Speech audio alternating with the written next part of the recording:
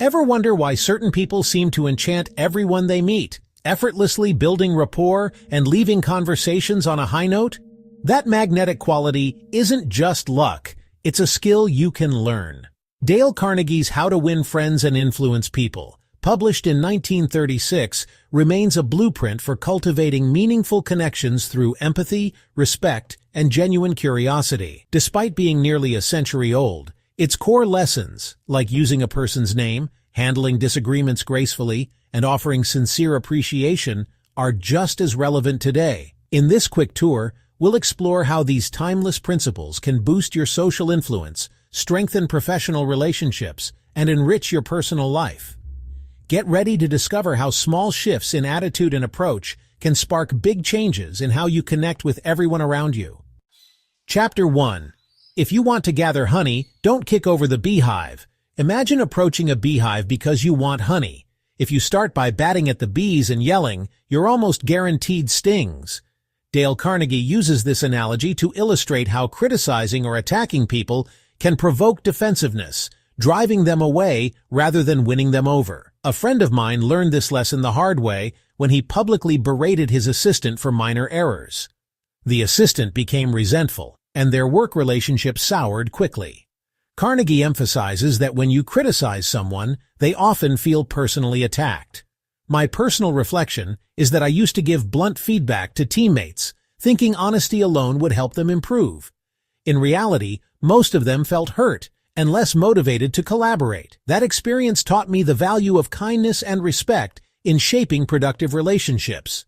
To apply this, pause before pointing out what's wrong. Ask yourself how you would want someone to address your mistakes if the roles were reversed. Replacing criticism with genuine understanding can keep the conversation constructive. Instead of "Why did you mess this up?" try "Let's look at what happened and see how we can fix it." Carnegie supports this point with stories of successful leaders who, instead of condemning errors, sought to guide their people toward better outcomes. They recognized that the first step in helping others improve is making them feel safe and valued. By focusing on solutions rather than blame, you create a more encouraging environment. The essence of this chapter is to remember that bees, and people, respond far better to gentle guidance than aggressive confrontation. If your goal is to gather honey, approach the hive with care. Likewise, if your goal is cooperation, begin with empathy and respect, not scathing criticism. Chapter 2. The Big Secret of Dealing with People. Carnegie calls sincere appreciation the big secret because it fulfills a deep human need, the desire to be valued. I recall a time at work when a manager thanked me for staying late to finish a project. The acknowledgement was simple, but it made me feel seen and motivated me to give my best the next time. Many people overlook expressing genuine thanks or compliments, assuming others know they're doing a good job. Carnegie points out that real appreciation goes beyond flattery.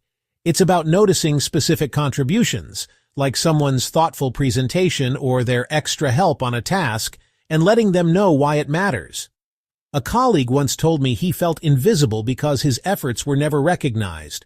After I began offering regular, honest praise for his consistent work, I noticed his attitude improved dramatically. He became more proactive, and our working relationship flourished. This experience proved how powerful genuine appreciation can be. Carnegie stresses the difference between flattery and sincere praise. Flattery comes off as hollow and manipulative, making people suspicious. Authentic praise, however, is rooted in genuine recognition of someone's positive qualities or achievements. When people see you truly appreciate their strengths, they trust you more. Ultimately, this chapter reminds us that everyone craves recognition.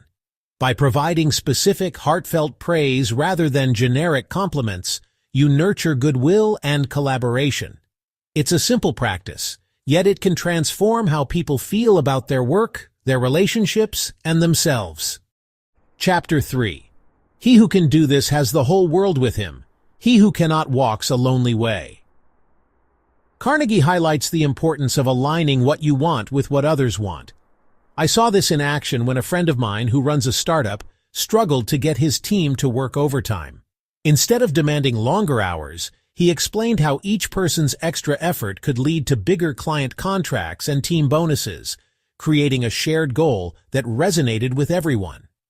People often focus on their own demands, forgetting the other side's motivations. Carnegie suggests that if you tie your request to what the other person values, you stand a better chance of inspiring real cooperation. For instance, when asking a coworker for help, you might mention how their input could boost both your reputations in the company. Reflecting on my past interactions, I realized I used to outline only my own needs, rarely addressing the benefits for others. Once I started phrasing things in terms of shared outcomes, like, if we collaborate, we can both expand our skill sets and get recognized by management, colleagues became more enthusiastic about working with me. Carnegie's anecdotes show that successful negotiators and leaders begin by listening for the other person's aspirations. Then, they frame requests or proposals in ways that speak directly to those interests. This approach not only fosters agreement, but also keeps everyone engaged and motivated. The key takeaway is that understanding someone else's eager want bridges the gap between your agenda and theirs. Instead of walking a lonely path by focusing solely on yourself, invite others along by showing how a joint effort benefits everyone involved. Chapter 4. Do this, and you'll be welcome anywhere. In this chapter, Carnegie underscores the power of being genuinely interested in others. I recall joining a new volunteer group and spending the first meeting mostly asking questions about members' backgrounds and interests. By the end of the session, I felt surprisingly connected, and they, in turn, were eager to hear about me. The habit of listening attentively creates immediate warmth in any social or professional setting. People feel appreciated and more inclined to share ideas. Carnegie cites instances of well-liked individuals whose secret was simply to direct the conversation toward the other person, making them feel important. My personal reflection is that I used to walk into gatherings, worried about what clever thing I might say to make an impression. Over time, I learned that showing curiosity about others, asking about their passions, experiences, and perspectives, generated far more meaningful connections. Carnegie clarifies that it's not enough to feign interest. You have to care about what the other person says. Remembering details and following up in future conversations signals that your interest is real. This authenticity encourages deeper trust and stronger relationships. Ultimately, when you place genuine focus on people rather than on yourself, you become the kind of person they want to be around. The welcome you receive isn't forced. It's the natural result of making others feel seen, heard, and valued. Chapter 5. A simple way to make a good first impression. Carnegie highlights the value of a sincere smile. A simple smile can dissolve tension and make you appear approachable. I remember my first day at a new job, feeling nervous and overwhelmed. A colleague greeted me with a warm grin and helped me settle in. That single gesture put me at ease and created an immediate bond. A genuine smile reflects positive energy. People can sense authenticity in your facial expressions. If your smile seems forced or mechanical, it can have the opposite effect, making others wary. Carnegie suggests thinking of something you truly appreciate about the person or situation, letting that feeling naturally shape your expression. Personal experience taught me that when I'm stressed, I sometimes forget to smile, creating a barrier between me and others. I once attended a networking event feeling anxious, and realized later I barely smiled. I noticed people seemed less inclined to talk to me. From then on, I made a conscious effort to soften my face and show genuine warmth. Carnegie shares examples of individuals who changed their relationships with coworkers and clients by maintaining a friendly demeanor. They found that even in difficult negotiations, a calm and sincere smile often set a more cooperative tone for the discussion. Ultimately, smiling is a simple, cost-free way to convey kindness. It invites people to approach you without fear or hesitation, making every interaction more pleasant and more likely to blossom into a productive rapport. Chapter 6. If you don't do this, you are headed for trouble. People's names hold significant emotional weight. Carnegie reminds us that using someone's name correctly and remembering it later can strengthen connections instantly. I recall a restaurant owner who always remembered my name, even if I visited only once every few months. That small gesture made me feel valued, and I recommended his place to everyone. Failing to recall a name or mixing it up can be embarrassing for both parties. I once repeatedly called a coworker by the wrong name. Though it was unintentional, he later admitted he felt unimportant. Ever since, I practice repeating names aloud and using them naturally in conversation to ensure they stick. Carnegie suggests simple memory aids, like associating the person's name with a vivid mental image, or silently repeating it several times when you meet. The key is caring enough to make the effort. A friend of mine uses a note-taking app to jot down new names immediately after events, which helps him follow up more personally later. Throughout the book, Carnegie mentions how big deals or opportunities were won just because someone remembered a name at the right time. Conversely, crucial relationships have suffered when names were overlooked or consistently mispronounced. In essence, a person's name is intertwined with their sense of identity. By handling it with respect, you affirm their importance and encourage stronger bonds, whether in business or casual friendships. Chapter 7. An easy way to become a good conversationalist. Carnegie emphasizes that the best conversationalists are actually the best listeners. I remember meeting a neighbor who barely spoke about himself, but kept asking me insightful questions. By the end of our chat, I realized I'd done most of the talking, but felt surprisingly positive about him. It dawned on me that his genuine curiosity made me feel comfortable and understood. Focusing on the other person encourages them to open up and see you as supportive. Carnegie shares stories of social gatherings where people left saying, "What a great conversation." Even though the so-called great conversationalist spoke very little, he mostly listened and asked relevant questions. In my own life, I used to worry about having witty stories or clever banter prepared. Over time, I realized that a few thoughtful questions can be far more engaging. For instance, asking someone about their passion project or a recent accomplishment often lights them up more than any rehearsed joke I could offer. Carnegie stresses that active listening means paying attention, maintaining eye contact, and occasionally rephrasing what they've said to show understanding. This level of attentiveness not only builds trust, but also helps you learn more about the person's values and experiences. Ultimately, good listening is an underappreciated superpower in social settings. By centering the conversation on others and letting them share freely, you establish rapport and make lasting impressions without feeling the need to dominate the discussion. Chapter 8. How to Interest People. Carnegie points out that people are most engaged when talking about their interests. I recall a colleague who loved hiking. When we had to discuss a complex project, I started our chat by asking about his latest trip. His enthusiasm soared, and soon we tackled the project with a more positive, cooperative spirit. When you take the time to discover what someone cares about, whether it's a hobby, family milestone, or professional goal, you can weave that interest into your conversation. Carnegie shows how salespeople succeed by linking a product's benefits to a customer's favorite pastime or personal need. One of my personal reflections is that whenever I met new clients, I used to jump straight into discussing contracts. After reading Carnegie's work, I began asking them about their own ventures or successes first. It created a more relaxed atmosphere and often led to better collaboration. He reminds us that this principle isn't manipulative if you're genuinely curious. By engaging people in subjects they're passionate about, you show respect for their individuality. This often makes them more open to hearing your ideas too. In the end, conversation flows better and bonds form more naturally when we focus on what excites the other person. It's a simple shift, asking about them rather than pushing your own agenda, that can make every interaction more rewarding. Chapter 9. How to Make People Like You Instantly. Carnegie discusses the power of making the other person feel important. A personal example comes to mind. I once started a new role under a manager who remembered little details about my background, like the university I attended and my past projects. From day one, I felt valued, and our rapport grew quickly. Compliments need to be specific and genuine. Instead of saying "you're great," highlight what exactly you appreciate. Maybe it's their knack for planning events or the way they brighten the office environment. Carnegie points out that such precise praise shows you truly notice their efforts.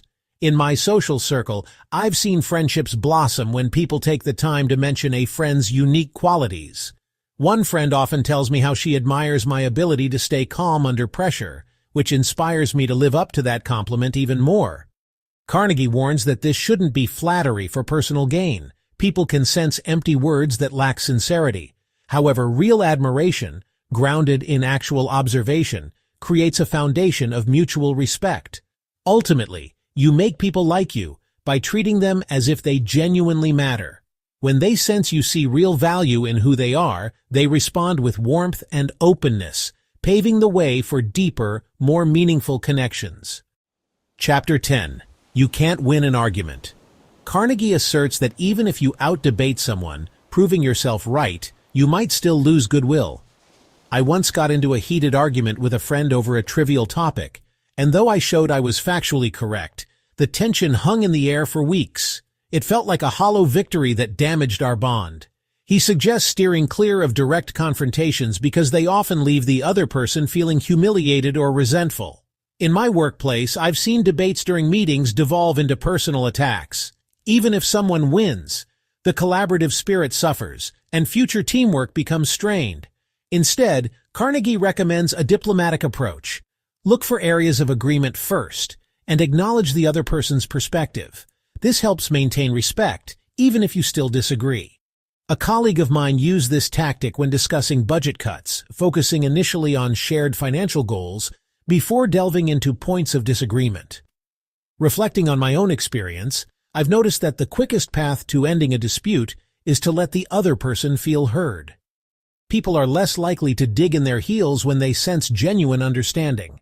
From there, you can propose solutions that don't require a dramatic showdown. Ultimately, the idea is that relationships matter more than the momentary thrill of being right.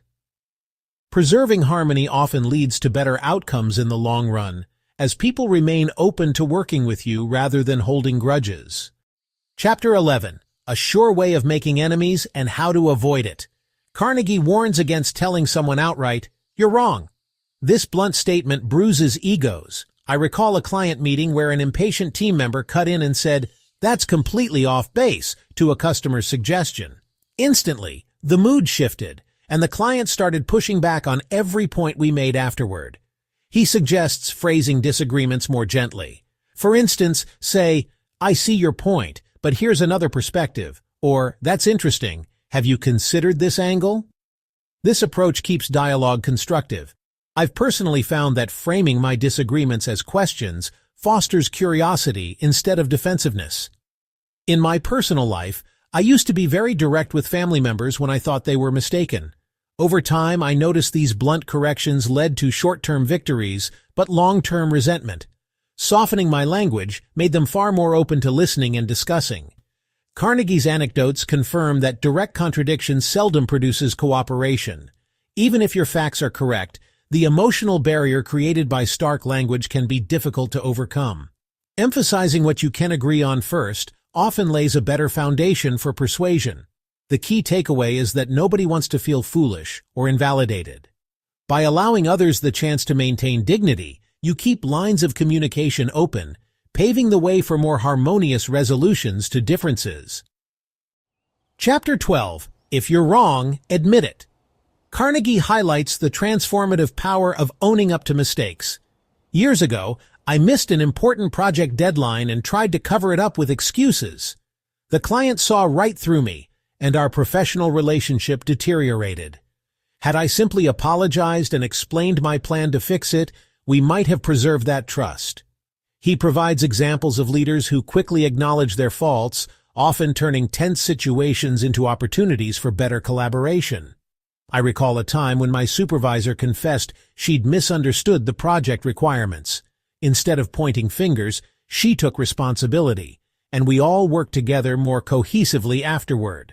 Admitting you're wrong doesn't weaken your standing. On the contrary, it often earns respect because it shows integrity. People appreciate honesty and are more likely to offer help or forgiveness when they see you're genuine in your apology. From personal experience, I learned that trying to hide errors usually backfires. The truth surfaces eventually, and the damage to your reputation can be worse than the original mistake.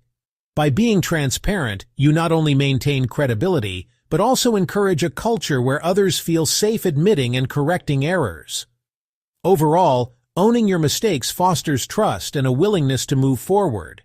It's an approach that diffuses conflicts and demonstrates maturity, reinforcing your standing as a responsible individual or leader. Chapter 13. A Drop of Honey. Carnegie compares gentle persuasion to offering a drop of honey, which is more enticing than a harsh demand. A personal example is when my roommate and I disagreed about chores. Instead of nagging, I calmly brought up how maintaining a clean living space would help both of us enjoy our free time more. He was receptive, and we worked out a fair schedule. When you start a potentially tense conversation with empathy or kindness, the other person's defenses are less likely to go up. Carnegie shows that a touch of warmth can dissolve resistance faster than sharp criticism. I once had a boss who opened difficult reviews by noting a few positive things about my performance, softening any tough feedback. I've seen similar effects with customer service. Complaints often lead to anger, but when the representative responds with a considerate, "I understand how frustrating this must be for you," it can drastically shift the customer's tone. That simple act of acknowledging the person's feelings goes a long way. Carnegie's guidance here reminds us that setting a friendly tone at the outset often predicts how smoothly the rest of the conversation will go. Whether it's negotiations, feedback, or problem-solving, a hint of genuine concern and kindness can shape the entire dynamic. Ultimately, that drop of honey, an empathetic word or a gentle approach, can make people more open to hearing what you have to say. It reduces the friction that usually accompanies disagreements, paving the way for better understanding. Chapter 14. The Secret of Socrates. Carnegie draws on the method of Socrates, who guided others to agree with him through a series of simple yes questions. I put this into practice when pitching a new marketing campaign. I started by asking colleagues if they agreed customer satisfaction was crucial, if they wanted higher sales, and if brand image mattered. With each yes, they were more open to the final pitch. This approach creates a friendly atmosphere, reducing the possibility of abrupt disagreement. My personal reflection is that it not only helps in formal presentations, but also everyday discussions. If you establish common ground first, any differing opinions feel less like confrontations. Carnegie's examples show that people can be led to reach conclusions they might initially resist, simply by guiding them to acknowledge points they already believe in. However, this technique should be used ethically, focusing on genuine areas of agreement rather than trickery. I've noticed that once someone has said yes a few times, they subconsciously adopt a more receptive stance. It's almost like a chain reaction. Positivity fuels more positivity. On the flip side, beginning with a confrontation quickly shuts down willingness to listen. In essence, the Socratic method fosters harmony and collaboration by spotlighting mutual interests. By guiding conversations from small agreements to bigger ones, you transform a potential debate into a constructive dialogue. Chapter 15. The Safety Valve in Handling Complaints. Carnegie calls listening a safety valve for grievances. When people feel angry or disappointed, they often just need someone to hear them out. I once dealt with an irate client who felt misunderstood about the product's features. Instead of cutting him off, I let him vent. Afterward, he thanked me for simply taking the time to listen, and we resolved the issue amicably. By letting others pour out their frustrations, you help them release that pent-up tension. I've personally witnessed how this prevents problems from escalating. One of my coworkers excelled at listening. Team members who were on the verge of quitting would talk with him and come out feeling calmer, sometimes even re-energized. Carnegie suggests you don't rush in with solutions right away. Validate their emotions first by rephrasing their concerns. This not only shows empathy, but also confirms you really grasp their point of view. People who feel genuinely heard are less defensive and more open to compromise. I've found it helpful to adopt a curious, caring stance. Ask clarifying questions, nod, and maintain eye contact. Doing so demonstrates that you respect their feelings and are seriously considering their perspective. This can be more reassuring than simply saying, "I understand." In conclusion, listening acts as a pressure release. When people see you care enough to hear them thoroughly, they're more willing to collaborate on finding practical solutions. It's a simple, powerful way to build trust and keep communication channels open. Chapter 16: How to Get Cooperation. Carnegie recommends involving people in the process rather than issuing commands. In my youth, I was part of a group project where the leader dictated every task. Morale plummeted because none of us felt ownership. Later, another student took charge and asked each member for ideas, and we suddenly became a cohesive, enthusiastic team. The lesson here is that when people feel they have a stake in the decision, they invest more of themselves. I try to practice this at work by asking team members, "How would you approach this issue?" Or, "Do you see a better method?" This approach often uncovers fresh insights and fosters a sense of shared purpose. Carnegie illustrates that people are more cooperative when they believe they're contributing to the outcome. Telling someone, "Do this my way," might gain compliance, but won't inspire genuine commitment. Conversely, involving them in planning can lead to a stronger collective effort. I've also seen that acknowledging others' expertise is a strong motivator. For instance, saying, "You have the best handle on this software, can you lead us on that front?" empowers the person to shine and helps the team trust them more. Ultimately, real cooperation grows from a culture of respect and inclusiveness. By recognizing each person's input and aligning it with the group goal, you transform what could be a top-down directive into a unified endeavor. Chapter 17: A Formula That Will Work Wonders for You. Carnegie advocates showing genuine sympathy for another person's viewpoint before trying to persuade them. I once had a disagreement with a neighbor about parking in front of my house. Initially, we were at a standstill. Then I said, "I get that it's frustrating for you too, especially if you're in a hurry." Acknowledging his inconvenience calmed the tension, and we found a solution together. By validating the other person's feelings, you reduce friction. My personal experience has shown that when someone knows you grasp their struggles, they're more inclined to listen to yours. This empathy can turn a heated argument into a constructive discussion. Carnegie's examples feature leaders who started tense meetings by conceding they understood the difficulties faced by their staff. This gesture made employees feel heard, and they reciprocated by being more receptive to suggestions. It's a small but powerful shift in tone. I've also learned that sympathy should be authentic, not forced. People can detect when you're simply going through the motions. Sincerity comes from actively trying to see the world from their angle, even if you don't fully agree with it. The big takeaway is that empathy is a doorway to cooperation. It signals respect and concern, which can dissolve barriers. Once you establish that you genuinely understand someone's feelings, they're far likelier to engage in finding a mutually beneficial solution. Chapter 18: What Everybody Wants. Carnegie highlights a universal desire, the need to feel important. A friend of mine works as a hotel concierge and says the best tip he ever got was from a guest he treated like a VIP, remembering his preferences and addressing him by name. The guest felt special and rewarded him generously for that personalized attention. In everyday life, small gestures can fulfill this need. I recall feeling truly valued when a boss asked for my opinion on a major decision. Even though I was relatively new, that simple act showed respect for my contribution. It motivated me to work even harder. Carnegie explains that people often go to great lengths just to feel that their efforts matter.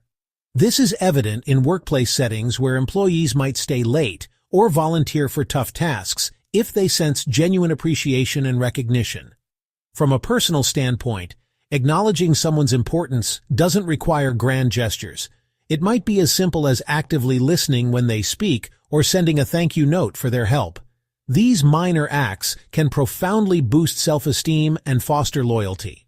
Ultimately, when you help someone see their own significance, you add positive energy to the relationship.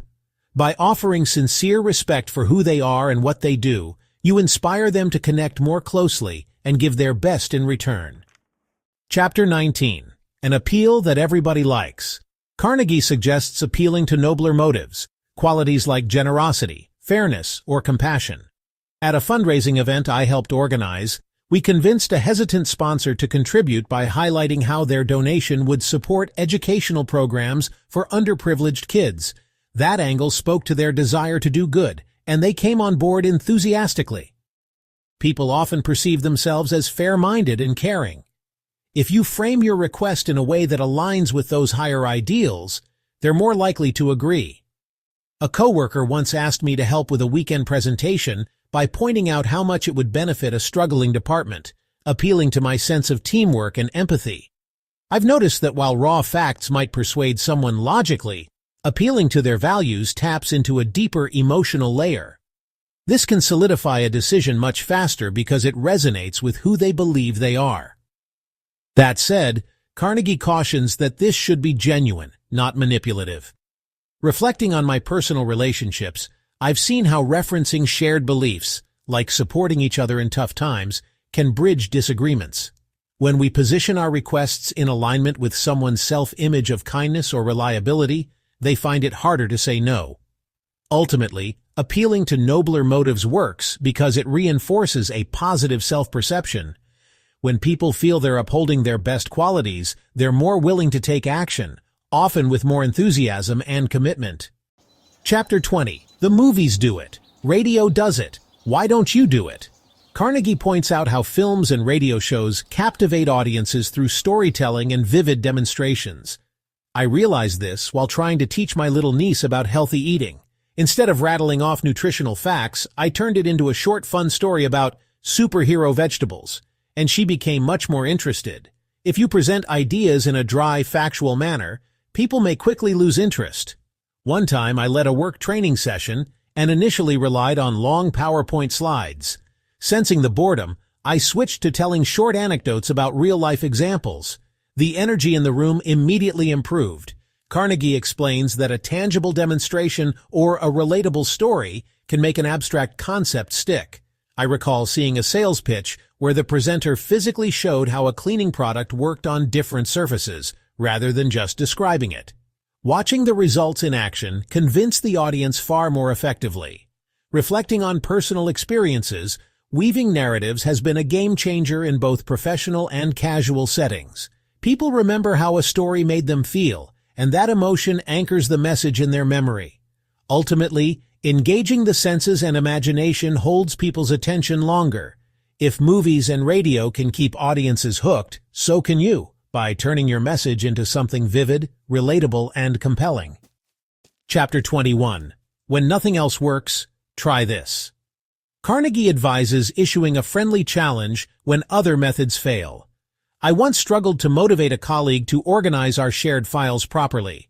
Then I gamified the process by saying, "Let's see who can sort out the most folders by Friday." He rose to the challenge, and we got the job done faster than expected. Human nature often responds well to competition or a sense of achievement. I personally find I run faster when tracking my times on a fitness app, aiming to beat my previous record. In the same way, setting a challenge at work or in personal goals can spark enthusiasm that simple requests might not. Carnegie shares examples of managers who turned routine tasks into lighthearted contests, boosting productivity. People enjoy testing their limits and gaining recognition for their efforts, making the activity feel less like a chore. I've also seen challenges build camaraderie. When my team at work competes to see who can devise the best marketing idea, we often help each other refine our concepts. The playful rivalry actually unites us in pursuit of a shared win. In the end, a well-placed challenge can reignite motivation where it's dwindled. By framing the task as a fun or rewarding competition, you shift the atmosphere and inspire a fresh wave of engagement. Chapter 22. If you must find fault, this is the way to begin. Carnegie advises leading with praise before offering criticism. I tested this approach with a friend whose cooking wasn't quite right for a group potluck. Instead of saying, "You messed up the seasoning," I started with how much I loved the unique blend of flavors he'd tried. Then we discussed ways to adjust the salt level. He took it well and appreciated the feedback. The logic is that opening with genuine approval disarms defensiveness. People remain more open to suggestions if they feel their efforts have been recognized. I recall a manager who began every performance review by noting positive accomplishments. This boosted morale, so when he addressed improvement areas, employees were more receptive. From personal reflection, I realize I used to jump straight into what went wrong. The result was often resentment or hurt feelings. Shifting to a gentler approach has yielded better responses. People were more willing to fix problems once they knew I appreciated their contributions. Carnegie points out that the sincerity of your praise matters. If it feels forced or generic, the individual might suspect you're only buttering them up for the real critique. Meaningful compliments focus on specific, observable positives. Ultimately, starting with honest commendation sets a cooperative tone. It signals that you respect the person's effort and want to help them succeed rather than tear them down, creating a pathway for constructive problem-solving. Chapter 23. How to Criticize and Not Be Hated for It. Carnegie suggests mentioning your own mistakes first before criticizing someone else. I recall a project review where I admitted my part in communication lapses, then gently pointed out where my teammate could also improve. Because I owned my failings, he was far more accepting of my feedback. This tactic shifts the dynamic from, "I'm perfect, and here's how you're wrong," to, "We're both human, and I've been in your shoes." In my experience, this humility fosters empathy, making the other person feel less targeted and more inclined to learn from the conversation. Carnegie cites leaders who admit their errors to build rapport. It's an especially powerful tool for managers or parents, as it breaks hierarchical barriers. I remember my father sharing a story of his own youthful mishaps before telling me how to avoid them. I listened closely because he wasn't just lecturing, he was empathizing. By being transparent about your past or present flaws, you model accountability. Others see it's not shameful to acknowledge shortcomings. Instead, it becomes a shared journey of growth. I've found this fosters a healthier, more understanding culture in both the workplace and personal relationships. Ultimately, highlighting your own mistakes first demonstrates humility. It paves the way for criticism that feels collaborative and supportive rather than dictatorial, leading to better outcomes for everyone involved. Chapter 24. Talk about your own mistakes first. Building on the previous idea, Carnegie reinforces that prefacing your critique with a personal confession can soften any blow. I once had to correct a friend's habit of arriving late to our study sessions. I started by recalling a time I repeatedly showed up late for a club meeting and how it affected the group. She appreciated my honesty and took my feedback in stride. This chapter clarifies that people relate more to your vulnerability than to an image of faultlessness. My supervisor once admitted she had struggled with prioritizing tasks in her early career, which helped me feel safer discussing my own time management issues. I was more open to her advice because she clearly understood my position. Carnegie's examples underscore that when others see you as a fellow learner rather than an untouchable authority, they're more willing to accept your suggestions. It removes the sting of feeling inferior and builds a sense of teamwork. From personal reflection, I've noticed how quickly defenses drop when I say, "I've made this exact mistake myself." It's like a signal that we're on the same side. The conversation becomes about improvement, not blame. In short, talking about your own errors before pointing out someone else's can transform a potentially tense critique into an empathetic exchange. This method fosters goodwill, encouraging both parties to collaborate on finding solutions. Chapter 25. No one likes to take orders. Carnegie advises phrasing directives as questions rather than orders. I tested this by asking a colleague, "Could we try reorganizing the files this way?" instead of saying, "Reorganize the files now." He responded positively, offering ideas I hadn't considered, and we ended up with a better system overall. People often resent being bossed around, even if the request is reasonable. When you invite them into the decision-making process, you show respect for their intelligence and expertise. From my personal experience, a simple, "What do you think about this approach?" can spark a genuine exchange of ideas. Carnegie highlights success stories where managers cultivated a cooperative atmosphere by replacing commands with inclusive language. This approach typically boosts morale and creativity because employees feel valued as contributors, not just subordinates. I've also seen this work in personal settings. Instead of telling my sibling, "Clean your room," I say, "How about we tidy up our spaces before dinner?" It shifts the task from an order to a shared, polite suggestion, leading to less resistance. Ultimately, no one enjoys feeling like a mere tool. By rephrasing requests as questions, you tap into people's desire to be respected and heard. This small change in language can greatly enhance relationships and outcomes, whether at home or at work. Chapter 26. Let the other person save face. Carnegie underscores the importance of helping others maintain dignity during conflicts or corrections. One manager I know always pulls an employee aside privately if there's an issue. Public reprimands, he believes, only humiliate people, causing resentment and damaging trust. We've all experienced that sinking feeling when someone calls out our mistakes in front of peers. I recall a college professor who criticized a student's paper harshly during class. The student's embarrassment was palpable, and she participated less for the rest of the semester. Had he handled it more discreetly, she might have felt safe enough to improve. Carnegie's examples illustrate how preserving dignity doesn't mean ignoring problems. It just means addressing them respectfully, perhaps by discussing them in private, or framing the feedback in a constructive way. This approach often leads to quicker resolutions and better morale. I've found that maintaining someone's self-respect actually strengthens your authority rather than weakens it. People appreciate leaders or peers who correct them kindly. They remain more open and even loyal because you showed empathy. Ultimately, it's not about letting mistakes slide. It's about ensuring the person still feels valued while correcting those mistakes. By allowing them to save face, you keep the relationship intact, fostering an environment where growth and cooperation can thrive. Chapter 27. How to spur people on to success. Carnegie emphasizes the power of encouragement and recognizing small improvements. When I took on my first managerial role, I noticed that pointing out even minor progress inspired my team to push harder. A single line in an email praising someone's detailed notes could energize them to maintain that diligence. Many people crave positive feedback more than they admit. I remember as a child, a teacher who praised my creative writing once, and that single compliment motivated me to keep writing consistently.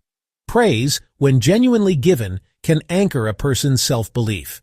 Carnegie's examples include managers who highlight each step forward, no matter how tiny. This technique builds momentum because people want to continue receiving that recognition. It's not manipulation, it's positive reinforcement that acknowledges real effort. Reflecting on my own life, focusing on others' progress rather than their errors seems to lead to better attitudes and more sustained commitment. Constructive feedback is still needed, but balancing it with recognition of what's going well encourages a growth mindset. Ultimately, consistent encouragement can help people climb higher than they thought possible. By celebrating incremental gains, you nurture confidence and determination, setting the stage for long-term success. Chapter 28. Give a dog a good name. Carnegie suggests giving someone a reputation to live up to. I once inherited a team member who was labeled unreliable. Rather than reinforcing that label, I told him I'd heard he was quite detail-oriented when he set his mind to it. Over the next few weeks, he consistently double-checked his tasks and started meeting deadlines more reliably. This principle taps into the power of self-fulfilling prophecy. When people believe you see them as capable or trustworthy, they often strive to match that positive identity. A friend once told me she conquered her fear of public speaking because her mentor kept referring to her as our future keynote speaker. Carnegie's examples show managers who transform underperformers by assigning them commendable traits, like calling someone the best organizer on the team. Believing in them and voicing that belief can spark a dramatic shift in behavior. I've found that labels can either trap or elevate people. If we keep calling someone lazy, they might resign themselves to that identity. But if we label them persistent or resourceful, they might work harder to embody those qualities, surprising even themselves. In short, giving someone a good name aligns with human psychology. We often rise or fall based on how others perceive us. By deliberately choosing a positive reputation for someone, you can catalyze their growth in remarkable ways. Chapter 29. Make the fault seem easy to correct. Carnegie suggests that when you point out an error, emphasize that it's manageable to fix. During an internship, a senior colleague guided me through a complex reporting format. Instead of saying, "This is complicated," she reassured me with, Once you master these first few steps, the rest falls into place. Her optimism made the task feel less daunting. When people sense that a problem is too big, they can become overwhelmed and discouraged. I recall helping a friend improve his public speaking skills. Rather than focusing on everything at once, I broke it down into smaller milestones. First the introduction, then body language, then conclusion. He progressed steadily because each step felt achievable. Carnegie's examples demonstrate that highlighting tiny improvements can keep individuals motivated. By reminding them it's not an insurmountable challenge, you encourage them to keep trying, which ultimately leads to mastery. Reflecting on my own experiences when someone frames a solution as straightforward, I'm more eager to tackle it. Phrases like, "You're already halfway there," or "You've got the basics down," can shift a person's mindset from anxious to hopeful. Ultimately, reassuring people that a fault or issue is fixable fosters resilience and a can-do attitude. This positivity often becomes self-fulfilling as they see small successes and gain momentum toward a complete resolution. Chapter 30. Making people glad to do what you want. In the final chapter, Carnegie ties together all the principles. He explains how treating people with respect, showing empathy, and finding mutual benefits can prompt them to happily cooperate. I've seen this firsthand in volunteer organizations. When leaders frame tasks as opportunities for personal growth or community impact, volunteers feel excited rather than burdened. People often do more than what's required if they feel appreciated and involved. I remember a colleague who stayed after hours to finalize a report, not because she had to, but because our manager made her feel she was integral to the project's success. She took pride in her contribution, and the result was outstanding. Carnegie's stories showcase leaders who skillfully combined genuine praise, considerate communication, and shared vision to get buy-in from their teams. This led to motivated workers who weren't just complying, but actually glad to help. Such an atmosphere often fosters long-term loyalty and better outcomes overall. Reflecting personally, the happiest I've been while taking on extra effort is when I felt my contribution truly mattered. Whether it's a family project or a corporate goal, knowing why your input is valuable can transform a chore into a meaningful task. In the end, how to win friends and influence people is about understanding human nature and treating others in ways that honor their dignity and aspirations. By applying these principles, courtesy, empathy, sincere praise, and shared purpose, you create the kind of environment where people gladly say yes to working with you. Conclusion. From recognizing the power of a simple smile to mastering the art of authentic appreciation, How to Win Friends and Influence People proves that our human connections thrive on a handful of surprisingly simple gestures. Dale Carnegie's insights remind us that even the smallest shift, like using someone's name or offering genuine praise, can spark profound change in our relationships. Best of all, the principles aren't about trickery or empty charm. They're about creating a genuine bond that benefits everyone involved. As you carry these ideas forward, you'll find yourself connecting more deeply, inspiring trust, and leaving a positive mark on each person you meet. In a world often fueled by competition, it's refreshing to see how kindness and understanding can set you apart and bring others closer.